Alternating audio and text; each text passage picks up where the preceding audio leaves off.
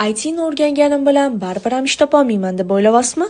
Agar videoni oxirigacha ko'rsangiz, IT sohalarini o'rgatib ishga ham joylab qo'yadigan IT akademiya haqida aytib beramiz. Bugungi qahramonimiz Ulug'bek aka O'zbekistondagi eng katta IT kompaniyalaridan biri bo'lgan Uzinfocom kompaniyasida ishlab kelyaptilar. Qahramonimizni Uzinfocomga ishga kirganlariga endigina 4 oy bo'libdi, lekin shu qisqa fursat ichida katta loyihalarda qatnashishga ulguribdilar. Ulug'bek akadan IT sohasiga qanaqa kirib kelgansiz deb so'raganimizda, bir xususiy firmaga stajyor bo'lib ishga kirganman. O'sha joyda IT loyihasi ustida ishlab, bu sohaga qiziqib qolganman. Keyinchalik bu sohani chuqurroq o'rganib, shu soha bo'yicha ketishga qaror qilganman dedilar. Ulug'bek akadan IT sohasida o'z yo'lingizni topishingizda qiyinchiliklar bo'lganmi deb so'raganimizda, bilimim kamroq bo'lgani sababli boshida ish topishda juda ham qiynalganman. Keyin tajriba oshirish maqsadida bitta firmada 3 oy tekin ishlaganman. Yetarli bilimlarni o'rganganimdan keyin bo'lsa, Uzinfocom kompaniyasiga ishga kirganman dedilar. Qahramonimizdan sizga o'xshab IT sohasida ish topishda qiynalmasligimiz uchun nima maslahatlar bera olasiz deb so'raganimizda, Uzinfocom qoshida ochilgan YouStudy dasturlash kurslarida o'qishni tavsiya qildilar. O'shatdagi kurslarda o'qisanglar, o'qish davomida Uzinfocomda stajirovka qilib, real loyihalar bilan ishlab, dasturlashni tez o'rganib olsanglar bo'ladi. O'zingizlarni yaxshi ko'rsatsangiz, Uzinfocomda ishga ham olib qolishadi dedilar. Agar sizlar ham YouStudy dasturlash kurslarida o'qib, Uzinfocom kabi katta IT kompaniyaga ishga kirmoqchi bo'lsanglar, unda kommentda plus qoldiringlar.